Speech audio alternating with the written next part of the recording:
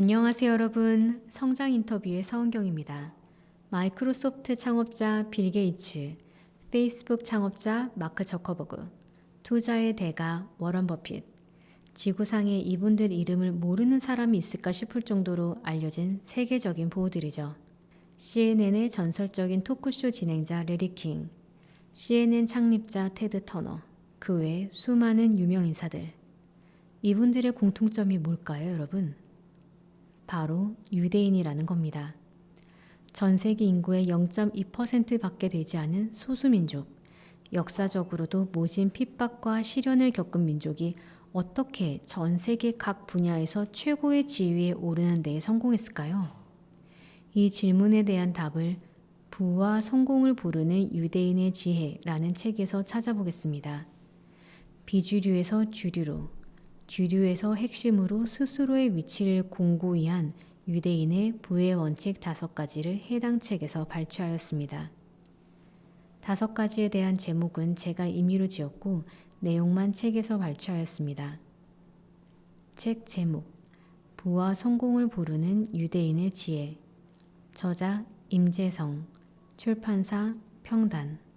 유대인의 부의 원칙 1. 어린 시절부터 자연스럽게 돈에 관해 토론하고 논쟁합니다. 사람을 해롭게 하는 3가지가 있는데 근심, 말다툼, 빈지갑이 그것이다. 그 중에서 가장 큰 상처를 입히는 것은 빈지갑이다. 육체의 모든 부분은 마음에 의지하고 마음은 돈지갑에 의지하기 때문이다. 돈은 하나님이 장만해 놓은 선물을 살 기회를 준다. 돈은 나쁜 것도 저주스러운 것도 아니다. 돈은 사람을 축복해주는 물건이다. 유대인에게 돈 자체는 선도 악도 아니다. 돈은 하나님이 마련해 주신 선물을 살 수 있는 수단이다. 유대인들은 어려서부터 체계적으로 경제교육을 받는다. 아기에게는 생애 첫 장난감으로 저금통을 선물한다. 걸음마를 떼기 전부터 동전을 쥐어주고 저금통에 넣는 습관을 길러준다. 유대인은 남자는 13세, 여자는 12세의 성인식을 치룬다. 유대인의 성인식은 자주적인 삶을 살기 위한 독립의식인 동시에 곧 시작될 경제적인 독립 준비 단계에 해당한다. 성인식에서 가족과 친척들 및 축하객은 축의금을 내는데 축하객은 보통 미화 $200 정도, 가까운 친척은 좀 더 많은 돈을 낸다. 성인식 때 받은 돈은 은행에 넣어두거나 채권, 주식, 펀드 같은 각종 자산에 투자한다. 즉 유대인은 13세 무렵부터 본격적으로 재테크를 시작하는 것이다. 재테크라면 평생 문외한이 많은 우리와는 출발선 자체가 다르다. 돈이라면 유대인을 감히 따를 자가 없을 법도 하다. 대학을 졸업해 실질적으로 사회생활을 하는 20대 중반 무렵 유대인들은 그동안 모아둔 돈으로 사업을 할지 취직을 할지 선택하게 된다. 20대 중반의 우리 청년들은 어떤 모습일까? 아마도 학자금 대출을 갚느라 허덕이는 사회초년생이 많을 것이다. 돈에 대해 제대로 알기 전부터 돈에 얽매인다니 참으로 안타까운 현실이다. 유대인 부의 원칙 2. 돈의 노예가 되지 않는다. 유대인은 어려서부터 경제교육을 철저히 받는데 그 목적은 돈을 잘 다스리기 위한 것이다. 돈이 많다고 다 유익한 것은 아니고 잘못 다스리면 차라리 없는 것만 못하기 때문이다. 유대인 격언에 돈은 유능한 하인이다. 돈의 주인이 되어라. 돈의 노예가 되어서는 안 된다. 돈은 주인이 되면 횡포하기 짝이 없다라는 말이 있다. 돈을 주인으로 삼다가는 큰일 난다는 경고다. 끝으로 랍비 마빈 토케이어의 돈에 관한 가르침을 기억하자. 돈은 더러운 것도 아름다운 것도 아니며 그저 유용한 도구이므로 가능하면 많이 가지는 것이 좋다. 그러나 돈을 숭배해서는 안 된다. 돈을 숭배하는 자가 우습게 보이는 것은 그가 숭배하고 있는 대상이 물질이기 때문이다. 돈의 선악은 돈의 주인인 인간이 결정하는 것이다. 유대인 부의 원칙 3. 많이 벌고 많이 기부하라. 유대인은 돈을 많이 버는 것뿐만 아니라 그 돈을 사회에 환원하는 것 또한 중요하게 여긴다. 돈 버는 목적이 돈을 움켜쥐는 것이 아니라 이웃에게 흘려보내는 것이어야 한다는 탈무드의 가르침을 실천하고자 한다. 미국의 석유회사 오하이오 스탠더드 오일을 설립한 록펠러는 사업수단이 좋은 유대인이었다. 무자비한 기업 인수로 경쟁사들을 닥치는 대로 사들였고 이윤을 투자해 거대 자본을 만들었다. 게다가 석유뿐만 아니라 철강, 철도, 일반 생활 소비재 시장까지 독점하며 독점금지법을 위반하기도 했다. 한때 미국에서 생산되는 석유의 95%를 록펠러의 회사가 독점했다고 한다. 하지만 그의 회사는 악덕 기업이라는 꼬리표를 떼기 어려웠고 록펠러가 낸 기부금은 더러운 돈이라는 별칭을 얻었다. 그렇게 막대한 돈을 쌓아가던 록펠러는 어느 날 생각을 바꾸고 자선가로 변신하게 된다.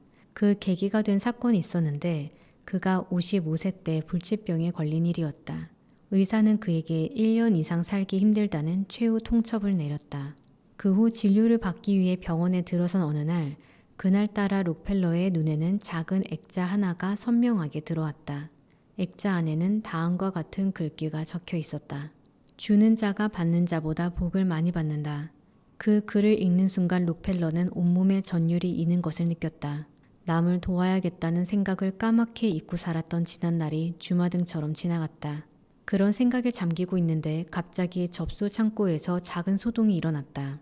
한 아주머니가 자신의 어린 딸이 치료받을 수 있도록 입원을 시켜달라고 울며 애원하고 있었다. 사정을 들어보니 너무 가난해서 치료비가 없었던 그 아주머니와 소녀의 입원을 거부한 병원 측이 실랑이를 벌이고 있었던 것이다. 록펠러는 비서를 통해 몰래 소녀의 입원비를 지불하도록 했다. 그 후 그는 자선가로 변신했다. 록펠러 재단, 교육재단, 의학연구소 등을 설립해 엄청난 재산을 선한 일에 썼다. 아무리 부자라도 선행하지 않는 사람은 맛있는 요리를 차려놓은 식탁에 소금이 없는 것과 같다. 사람들은 인생이라는 식탁을 풍성하게 꾸미기 위해 공부를 하고 일을 한다. 그러나 아무리 풍성한 음식도 소금을 뿌리지 않고는 맛을 낼 수 없듯이 우리의 인생도 소금 같은 양념이 필요한데 그 소금이 바로 선행이다. 당신의 인생 식탁에 얼마나 많은 소금이 뿌려져 있는가? 유대인 부의 원칙 4. 배려는 큰 돈을 버는 사업 전략이다. 배려심을 중시했던 유대인은 서비스 산업을 태동시켰다. 고객의 마음을 얻지 못하면 서비스 분야에서 성공을 거두기 어렵다. 어려서부터 탈무드를 통해 남을 배려하는 마음을 배우는 유대인들이 전 세계 서비스 산업을 주도하게 된 배경이 바로 그렇다. 커피숍을 글로벌 산업으로 이끈 스타벅스의 하워드 슐츠 회장도 유대인이다. 그는 뉴욕의 빈민가에서 태어나 가난한 어린 시절을 보냈다. 대학 졸업 후 하워드 슐츠는 복사기 판매 업체인 제록스에 취직해 3년 만에 최고의 영업자에 등극한 데 이어 하마플라스트라는 가정용품 업체의 부사장 겸 총지배인이 되는 성공을 거두었다. 당시 스타벅스는 커피 원두를 판매하는 전문 업체로 하마플라스트에서 커피 머신을 자주 주문하는 소규모 기업이었다. 그러던 중 하워드 슐츠는 이탈리아 출장길에서 노천의 질비한 카페들을 보고는 충격에 빠졌다. 미국의 카페와는 전혀 다른 풍경이 펼쳐지고 있었기 때문이었다. 그때까지 미국의 카페는 그저 커피만 마시는 공간이었는데 이탈리아의 카페는 단순히 커피만 파는 게 아니라 한 잔의 커피와 함께 편안한 휴식처를 제공했다. 고객의 마음까지 배려하는 카페라면 미국에서도 큰 성공을 거둘 수 있을 거라는 확신이 든 하워드 슐츠는 안정된 회사를 그만두고 스타벅스로 자리를 옮긴다.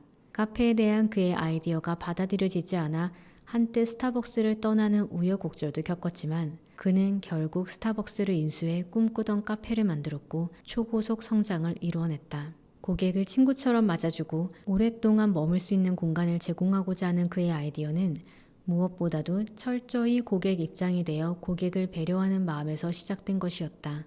누군가를 향한 작은 배려, 용기를 북돋아주는 따뜻한 말 한마디 또는 칭찬, 이익을 따지지 않는 마음 씀씀이가 결국 사람의 마음뿐 아니라 부를 얻는 비결이 아닌가 싶다.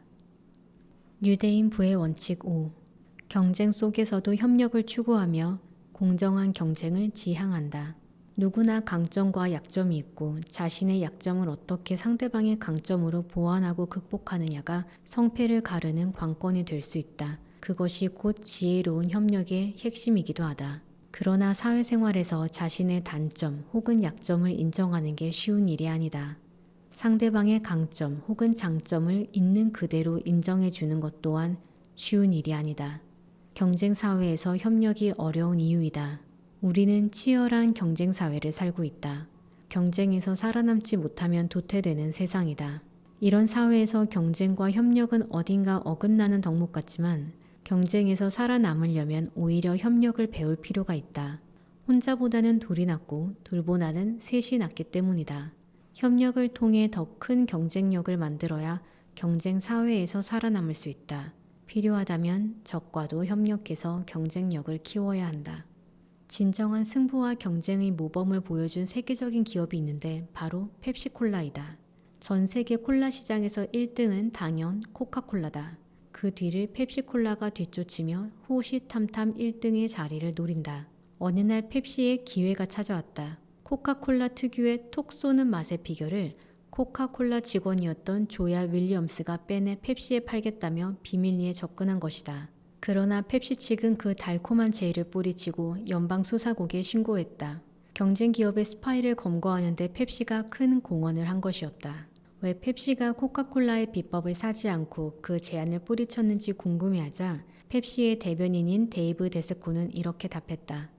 때론 경쟁이 치열할 수도 있습니다. 그러나 경쟁은 어디까지나 공정하고 합법적으로 진행되어야 합니다. 펩시콜라의 다음과 같은 경영 원칙도 이를 잘 말해준다. 첫째, 치열하게 그러나 고결하게 경쟁한다. 둘째, 불공정하거나 속이는 행동을 하지 않는다. 셋째, 우리의 모든 행동이 정직하고 공정하며 고결하도록 노력한다. 펩시콜라의 경영 원칙을 보면 함께하는 공정한 경쟁의 의미를 그들은 잘 알고 있는 듯하다. 이들의 경영 원칙은 한마디로 경쟁은 하되 균형을 잃지 않으려고 노력한다는 것이다. 이런 경영 정신이 받치고 있기에 펩시는 100년 넘게 회사를 발전시켜 나갈 수 있는 게 아닐까? 유대인의 정신, 유대인 교육을 대표하는 책 탈무드. 탈무드는 첫 장과 마지막 장이 비어 있다고 합니다. 첫 장이 공백인 것은 수천 년이 지나온 책이지만 독자가 언제 읽기 시작해도 삶에 도움이 되고 유익하다는 뜻이라고 해요. 또 마지막 장이 공백인 것은 탈무드에서 배운 내용을 가지고 앞으로 독자 개인의 삶의 지식과 경험을 계속해서 채워나가라는 뜻이라고 합니다. 유대인의 부의 원칙 5가지. 오늘 내용 어떠셨나요? 오늘의 내용을 듣거나 보시는 분들께 도움이 되었기를 바라며 다른 책으로 다시 돌아오겠습니다.